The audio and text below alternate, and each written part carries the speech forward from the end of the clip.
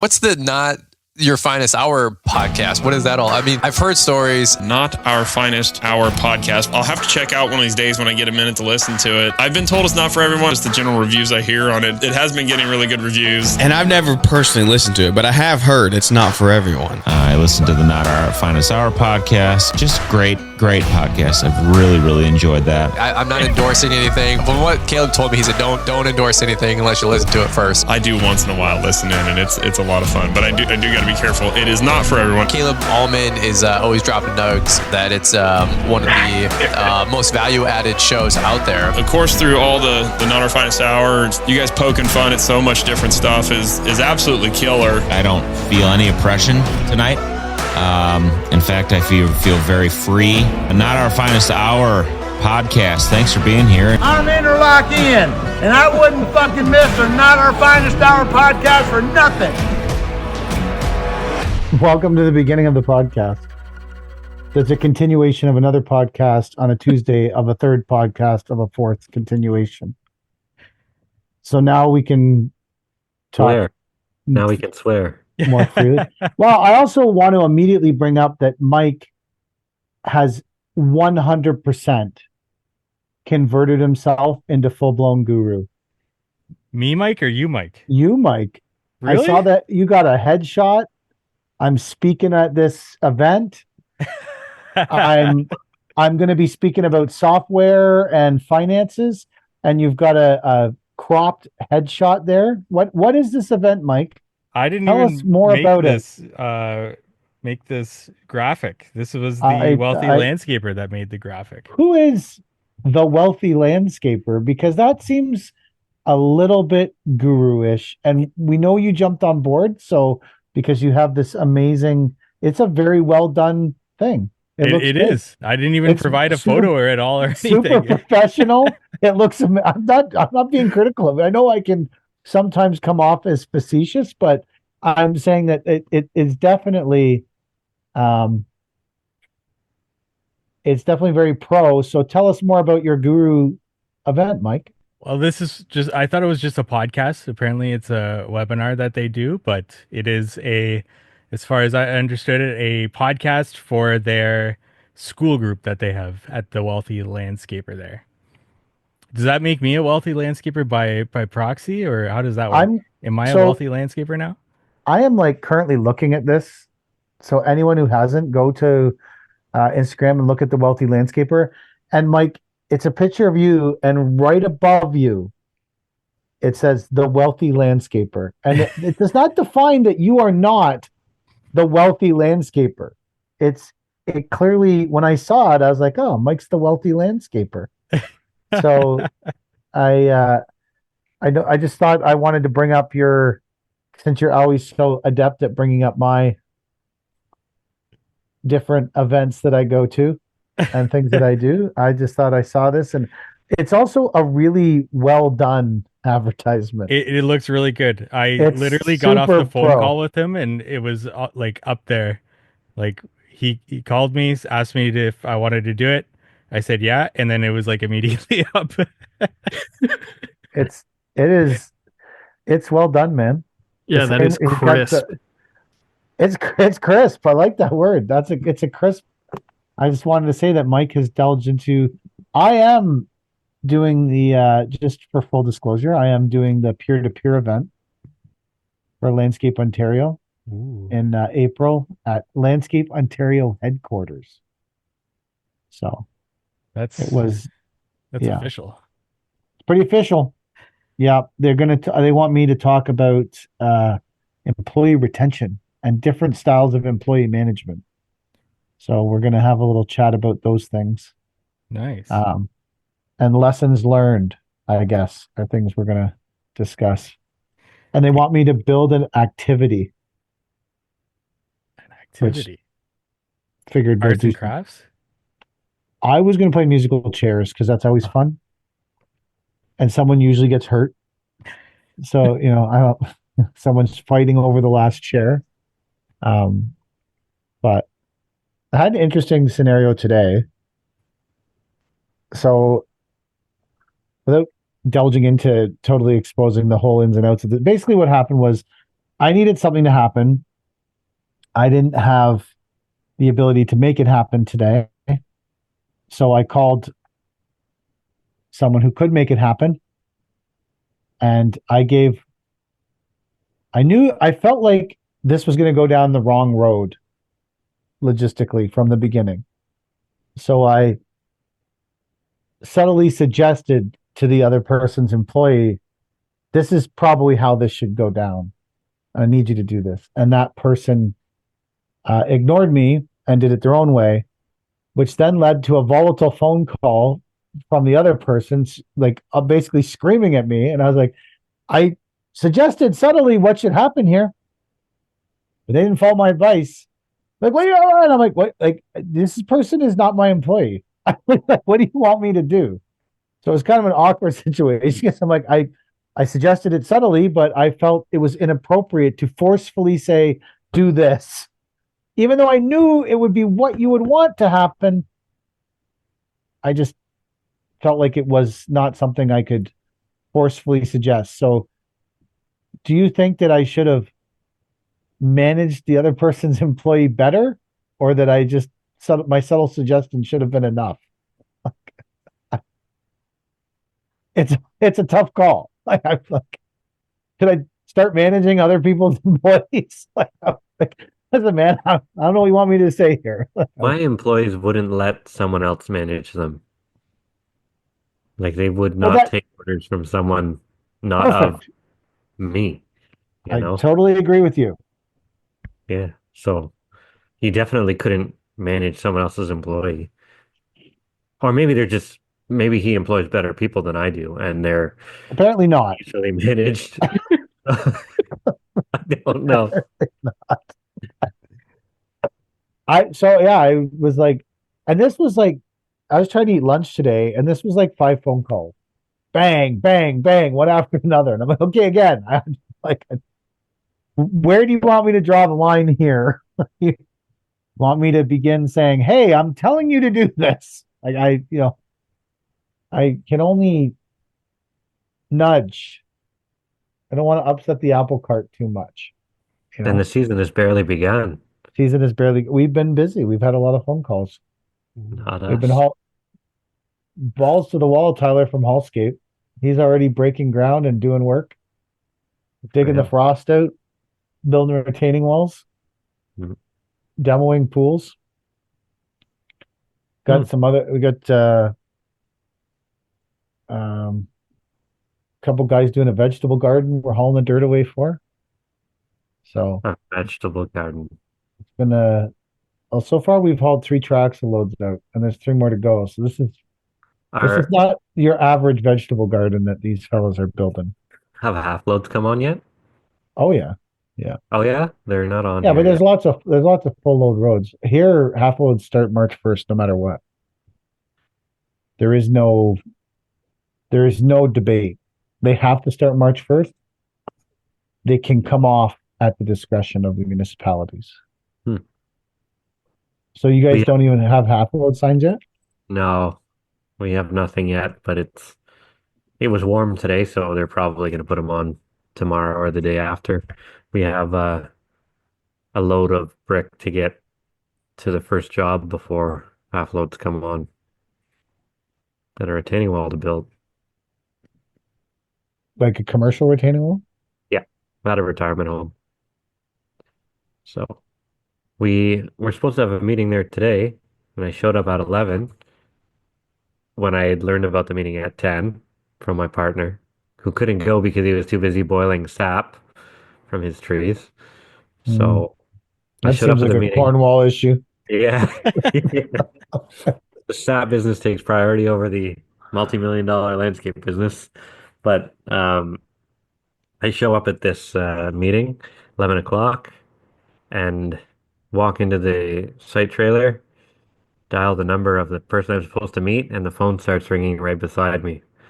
And well, obviously he's not with his phone, so I ran around the job site looking for the guy. Finally met him. He's like, "Oh, the meeting's not till 2." I said, "Well, I'm not coming back at 2. So we either do this now or we do it a different day." And he goes, "Well, I'll run you through some stuff now." So we had a meeting about we have to drive through the building in 4 different places to get these courtyards done.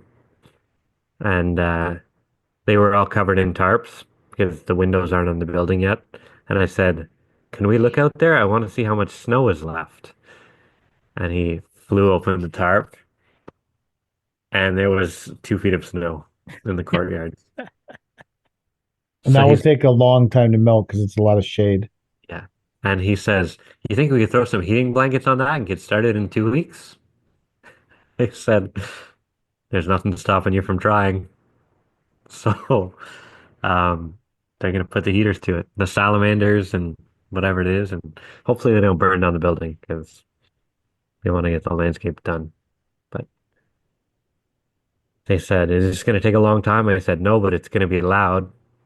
We have to drive the skid steers through the building for a long ways." So, and I go, well, it's gonna be what it's gonna be. We got to get her done. What kind of building is this? This is the retirement home? Yeah, the way they build them here is ridiculous. Like they're all one floor. They're not like multi-level. Uh, They're just really long buildings and they're in like W shapes, but like interconnecting. So there's 4 courtyards on the inside and they have little interlock pads on them, but the rest is clear gravel. So you look into the courtyard and see clear gravel and a little like smoking pad or something like that. mm. So Why are you building retaining walls in there? we're building retaining wall on the outside of the retirement home. Hmm. So, but there's little pads everywhere. So For smoking. we're smoking. Is this a I don't project? Smoking meat or smoking cigarettes? cigarette smoking. Is this a project that Jack quoted? Did you quote? I don't. I think this was pre-Jack. Oh, okay. This I is might have Ted, looked at the retaining wall for that one. Ted Laurier. Yeah. It's yeah, you may have looked at this second retaining wall, which was originally supposed to be a concrete wall, but then it got changed to an SRW wall because why, Jack? Do you remember? I just think they thought the concrete was going to be ugly. Well, the Something like retaining that. wall is going to be ugly too. So, Yeah. I think it goes over top of electrical, like the main electrical for the building and the gas line are underneath there, and they Yeah. can't get down to get a footing for the concrete wall. Yeah. So instead, they're going to build a block wall over top of it.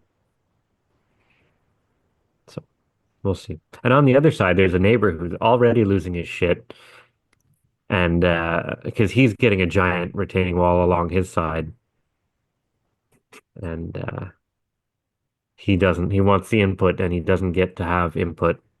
So that'll be fun. Because he's going to be looking at the retaining wall. Yep. I see. Yeah. He's going to love having a big gray wall. Big gray wall. He gets the choice between smooth or rough face. Now. So, And he deserves less than that. well, he doesn't really deserve anything. Exactly. He deserves less than the choice. Deserves what? Well, he deserves. You're saying he has a choice between smooth or rough face, and I'm saying he deserves less than that. Yeah. Well, He gets what he gets. he gets what he gets. What was he Until, looking at before? a field, Oh, yeah. I'd be kind of but mad his too. property is a good 6 to 8 feet lower than the neighbors now. So he gets a big. Actually, I think he was looking at the ass end of like a par 3 golf course before. Yeah. Welcome to Cornwall. There's a golf course in the city. Who Like doesn't in, want to look at the ass end of a par 3 golf course? yeah. Well, you see the big net from the driving range Uh, and shit like that. So yeah, he gets what he Some gets. some people just don't like change. Yeah. They're opposed to it. Yeah. And I think where he's getting a smooth wall just because that fits better in our volume rebate. the rough face wall isn't in our volume rebate. So, so like it or not, sir, you're getting the smooth face wall. Who doesn't want a smooth face wall? Yeah, yeah, I don't know. I don't know. Jack, on the How to Hardscape podcast, which we just did, you mentioned that you almost quit on that big project when you were first starting out. Can we get into that on the Not Our Finest Hour podcast? Why, or is that? Oh yeah. Yeah? Yeah, absolutely. I was living in Barrie and the north end of Barrie, the far end of Barrie, and the project was in Whitby. And with traffic, it was like 2 hours each way. And because I had this thing about it, don't ask me why, because I don't know why. I had to be there before the guys in the field got there, and I had to be there when they all left. It was like a respect thing. I was like, I got to be there longer than them. I'm like, as you can see, I've got a Who'd baby you learn that face. from, Jack? It was you, Mike. It was you. Mike said, like, when I walked in there the first day, I actually forgot my computer at home. So I walk in like with nothing that I needed for my first meeting there, and Mike says to me like, "Hey man, you should probably be here before the guys, and you should probably leave after them every day." Oh, Yeah, and I was wise like, words. "Yeah," and that's exactly what I did. But it was like it was long days for I don't even know how old I was, like 25-year-old Jack. It was like, oh man, I'm out for 16 hours a day and I'm only seeing the sunlight while I'm at work. And it was crazy because I was also um I was pretty grind heavy at the time. I was like I got to go to the gym every morning. So I would drive to Barrie. I'd leave Barrie at 3 or 4 in the morning. I'd drive to the gym in Whitby, which was like 5 minutes from the job site, and I would work out at the gym in Whitby when they opened, and then I would go to the job site and set up the work plan, and then I would head home and go to sleep. And it wasn't until like I went to the owner of the company and I said, "Listen, this is crazy," because I was salaried too. So I was making below minimum wage. I was like, something's got to change here, man. Like, I need a raise and I need a hotel. Like, there's no other way I can live with this, and that's what I got. I stuck it out. Nice. Yeah, yeah. But I Is was that what bankrupt the company? Yeah. The raise or the hotel? yeah. Those were the two straws that broke the camel's back. Jack, what were No, your first impressions of PK? um, That's I not the first time we met. that wasn't the first time we met. So I met PK when he was a sub and I was implementing a what's it called? A Jot form. contactless work a contactless daily work report system for the company. And so I drive to downtown Toronto in my beat up old Infiniti G35 coupe, which is, a landscaper's car. And it, it had a broken muffler, so it was stupid loud and it was like rattling and stuff, and the speakers were all blown out. So like 2 or 3 months into my career, I pull up to PK's job site. I'm like, I'm teaching you how to scan in your safety forms every day because that's the most important thing that you have to do every day. So I taught PK and all of his guys, and I was like, who the fuck is this guy? Like I felt like we were pretty nice to you. yeah, yeah, yeah. Yeah. It was a great time. All the guys were really nice. Everyone actually listened. That was the craziest thing because none of the employees listened and none of them could get it right. But PK and all of PK's guys got it right when I was there, and they kept getting it right afterwards, actually. So, yeah, every once in a while, at that point, I would reach out to PK for like quotes here and there. Like at the time, you were doing a lot of T&M stuff Yeah. with the Yeah. company, right? So it would be like we would run out of crews and we would be like, okay, great, like let's contact Mike, see if he wants to do this. And most of the time he was about it. It was a lot of fun. I think that out of any of the crews that I had at that company, I dealt with Mike and his crew the most. I think I had them on every project that I had at that company. It was the wildest thing. Um, yeah, every project, because one of them, like it transitioned when the company went under too. That was another one of my projects Yeah, we that we ended up yeah, taking over. yeah, we transitioned that project together. I remember. Yeah. It was good. Yeah, I yeah, it remember was meeting great. Jack showing up in his Infinity G35. I remember the whole thing. Yeah, teaching us how to scan with our iPhones that I'd never done before. So you know what concerned me this week? It was last week, and then it bled into this week. I was watching the 5 day Nashville Leanscaper event online. You know, that was getting posted a lot. I'm sure you guys saw it too. And they're like, it's a group of landscape contractors, and they're creating SOPs with AI.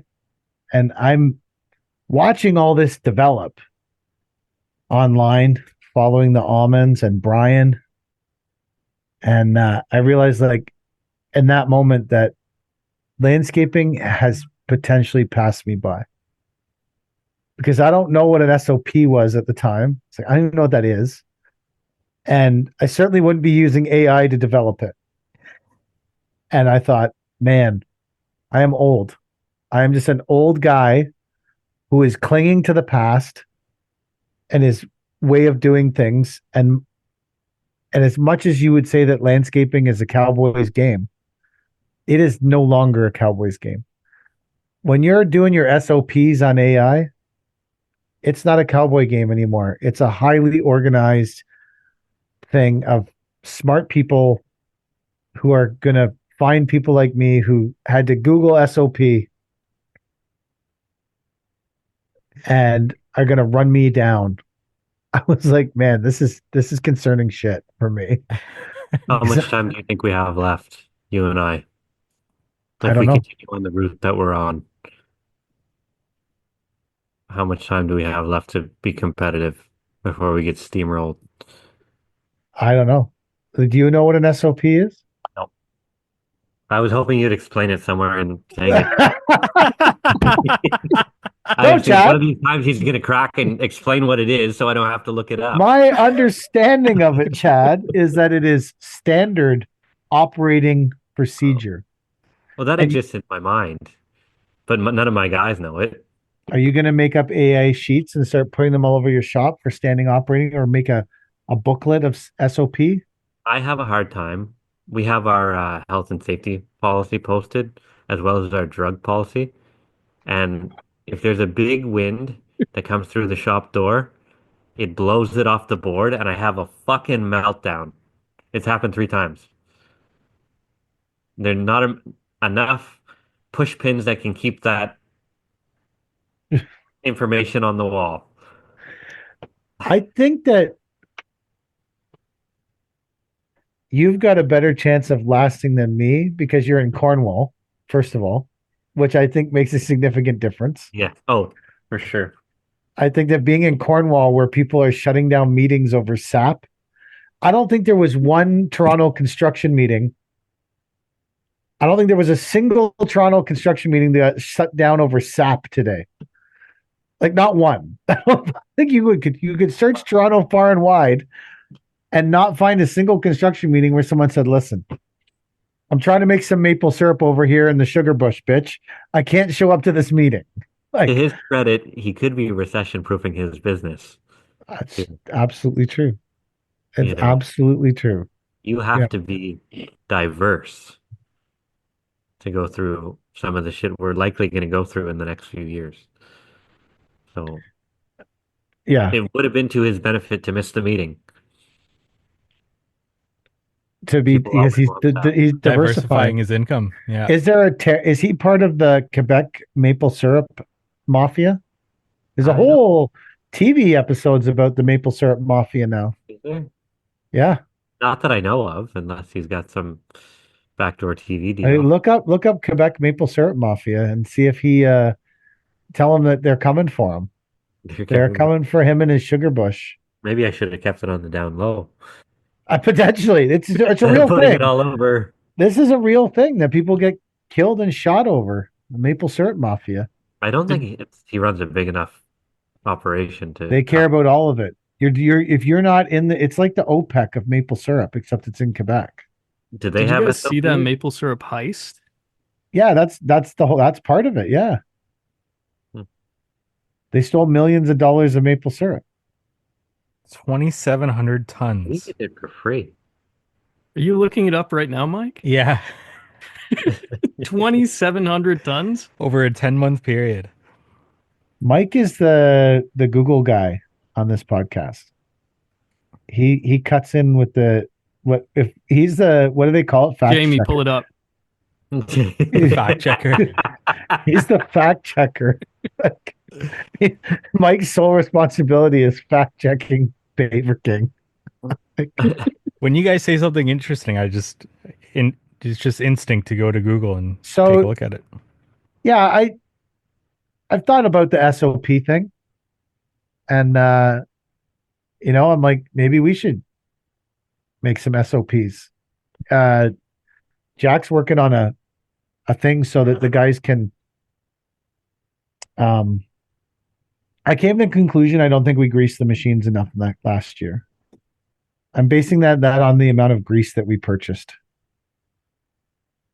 How much grease do you have left over?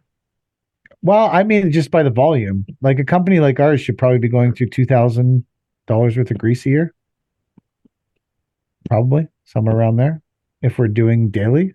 And, we went through like, I don't know, like $300. So it's pretty easy to say we didn't grease the machines enough last year.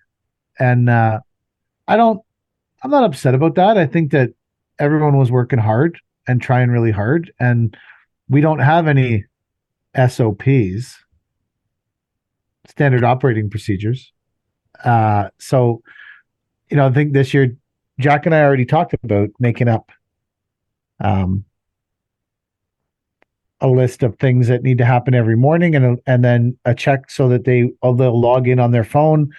They can check off all the things that had to happen every morning, and then at the end of day, we're going to have a secondary checklist, and then at the end of day, they can check in for end of day, and they put away the tools, locked up, whatever. I'll make a standard operating procedure for end of day and start of day, and we'll put them in this form, and then they can check in and out every day. And at least, like, if they are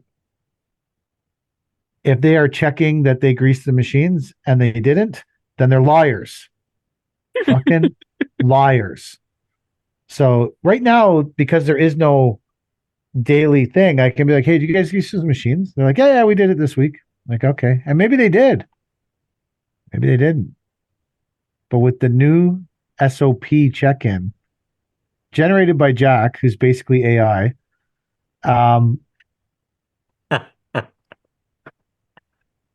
maybe it'll make a difference, I think. Hopefully. So we've also been doing that. We started the tool trailer reno that Chad didn't like last week. What do you mean I didn't like it? Well, you said you should just buy a new trailer. No, I said, is there a reason that you're not buying a new trailer? And then you explained to me, and I was perfectly fine with that. Oh, you were? I thought you were like kind of negative towards it. No, well, not intentionally. We have a tool trailer that we renoed for $3,000, and it sits in the yard. What's in it? I couldn't tell you. Probably Like, is there any tools left in the tool trailer? there may be a shovel and a rake and a wheelbarrow. Do you think because it's Probably too big? small Too blades. big? Do you think It if is you? too big. It is absolutely too big. So A we 20 have trailer is too big. 6x12s or 5x12s, 5x12s, single axles. They'll go on almost any job site and then we block them in. I think if we had a big one like yours, I don't think we would. I think it would sit in the yard the same as yours does. Yeah.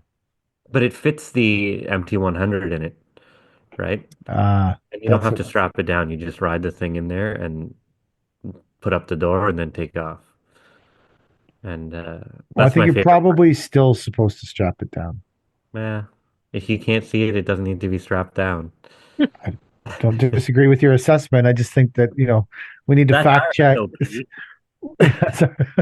Our SOP is to drive the MT100 in the back of the tool trailer, shut the Yeah. door, and hope for the fucking best. Yeah. It has never moved. Barring a major accident, I don't think it needs to be strapped down in there. That's potential. I don't know what the rules are for enclosed trailers, to be fair.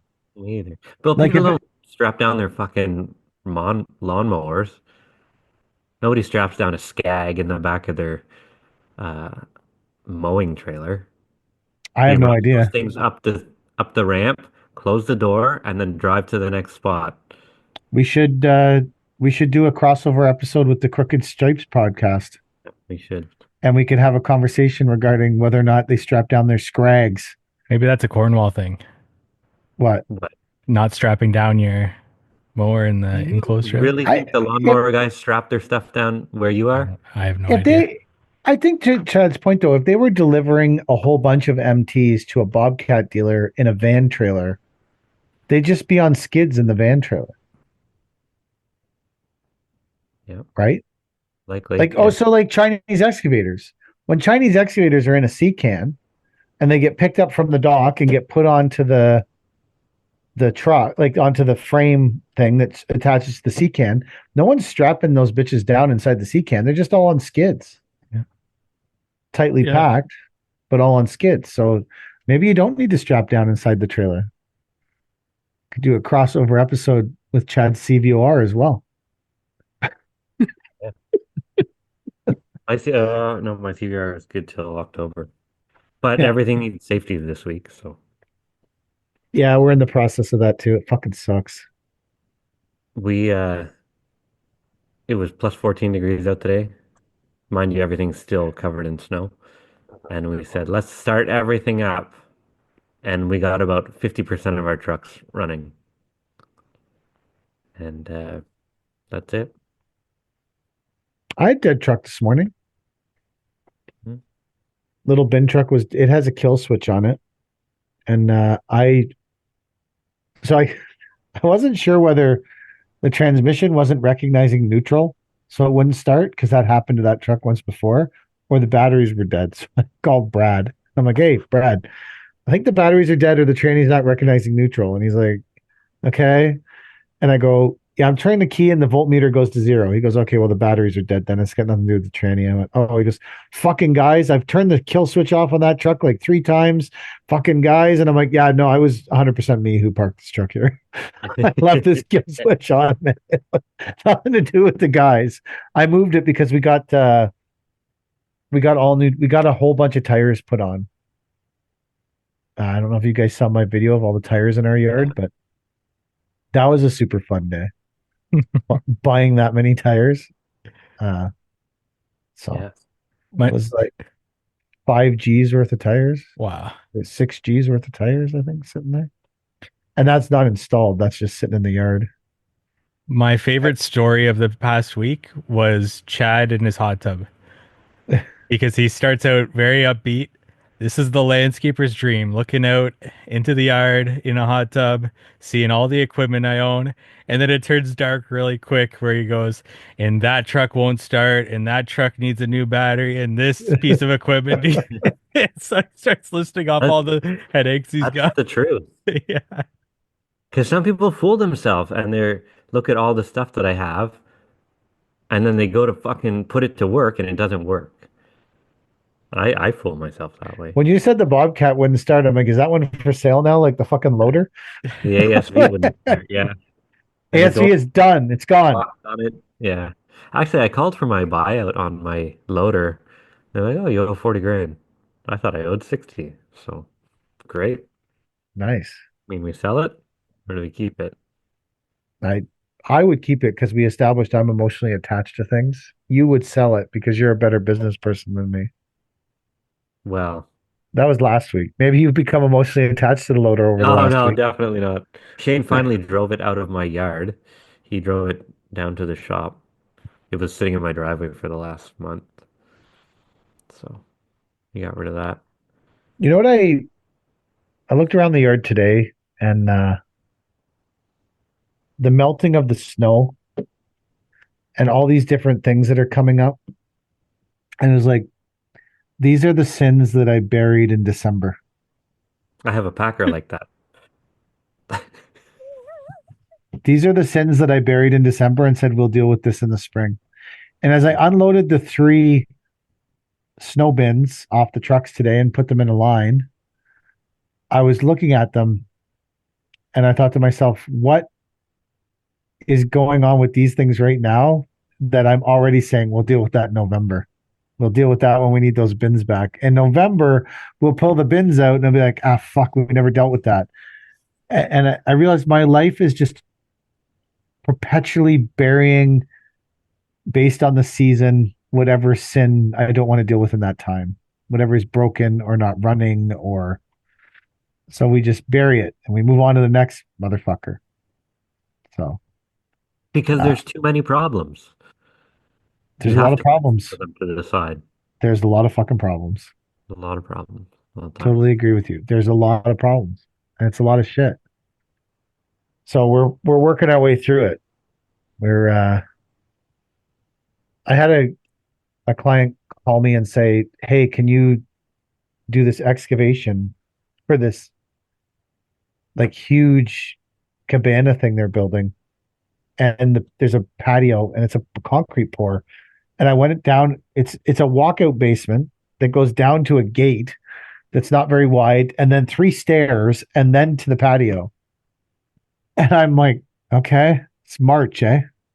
Like really wet here. And then I walked in the backyard and there's 2 feet of snow.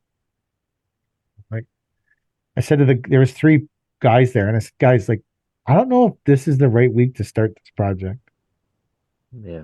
Like there's so much frost under that snow. I said, why don't we go for Monday? Because it's supposed to be warm and rain all week. So why don't we go for Monday and see if that works out? Which And, probably still won't work out if it's going to rain. And then everything will be soaking wet. But the rain will take the frost out of the ground. Yeah, I think it's going to be a really lot of plywooding. Hmm. I feel like this whole project should probably wait a month, but I also feel like it's not an option in talking to my client. This needs to happen now. Paver King helps. Landscape emergency. We are the solution. Yeah. I like that tagline. Paver King Enterprises, the final solution. I don't want the final solution because the final solution is that's not the kind of wording you want to use, man. Okay. I don't know if you know what the final solution actually is. Do you know who used that wording on a consistent basis? And from It was Elon Musk, right? Yeah, Elon Musk. Yeah, there might have been a guy over in Europe using that exact wording and from 1939 to 1944, kind of around there. And the final, we are the solution, but we're not the final. Like, there's lots of other solutions. We're just the solution for you. Gotcha. So, we'll start that maybe Monday. We'll see how it goes. Starting to get some equipment in line for Monday. Tomorrow I'm flying out to Dominican for 5 days. Oh. So that's exciting. Jack's already there. Yeah. Jack's already in the I've Dominican. been on the beach waiting. It's an interlock job just on the water. So I want to leave really early because I can't stand standing in lines. And our flight is at 10 o'clock, which is going to put us right in the mix of 10,000 people trying to get there at the same time. So I would rather leave our house at 3:30 in the morning, drive to the airport, check in, and go and sit by the terminal and maybe have something to eat. Kelly is not of that opinion this time. Normally she is, but she is not this time. She is of the opinion we need to stand in a huge line with a lot of people we don't know. but I decided this is not the hill I want to die on at the start of vacation. So I am pumped about standing in a huge line of people tomorrow, all trying to travel. Yeah. You got to get those Amex Platinum lounge passes. What does that do for you? So if you get an American Express Platinum card, you just get into like any lounge at any airport, however many times you want. You don't get into like the Air Canada lounge, the Aeroplan lounge, but there's this service called like Dragon Pass, along with like, I don't know, umpteen other services. You can, but like the lounges are really cool. They've got the continental breakfast. They change over to lunch. They've got open bar, and it's all free. It's like included in the pass, or you can just pay for the pass for $50. It's actually pretty good value. Really? Yeah. I didn't even know there was such a thing as a lounge. Oh yeah, yeah. You got to get on the lounge game. Yeah, I'm but by not. the time you're ready for the lounge, all the standing in lines is done, is it not? Because then you're Yeah. just waiting at the terminal. So you can wait in the lounge or you can wait at the terminal. The lounge seems more appealing. Well, of course it does, but it's not free. Well, it is if you have an Amex card. Do you have an Amex Platinum card? No, I'm sure there's a yearly fee associated with that. I can't be trusted with a credit card. Get Kelly an Amex Platinum card.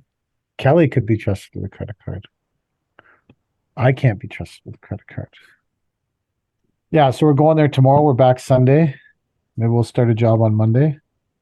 So I'll have a whole week to organize this job, figure out the logistics of it. Other than that, and we got some trucking opportunities, so that's been bringing in a bit of cash flow this week. So I'm happy about that.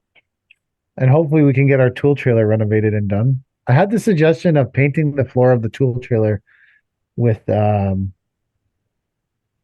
stuff that you coat a bed of a truck with, bed liner. Hmm. Really? It's not a bad idea. I thought that was a pretty good suggestion. Why does the floor need to be coated? It's just for ease of sweeping it out, so it's not wood and it's not absorbing all that dust and shit, I guess. I didn't think of that. You could hose it out. For when you have water by the trailer? I don't know. Where are you getting a hose from that you're going to hose out the trailer? Like the house that we're working at. You don't have access to a hose? Not that I would want to use to blow out the trailer. Your trailer's never been near a hose? No, it's too big. It sits on the road. There's no way you could get a length of hose that would go out to the road. I feel you. I feel your dilemma. But I feel like if I were the client and I came home and the contractor was dragging a hose across my front lawn to clean out their trailer, I think maybe I hired You don't the wrong have it. contractor. You don't have any hoses at your yard?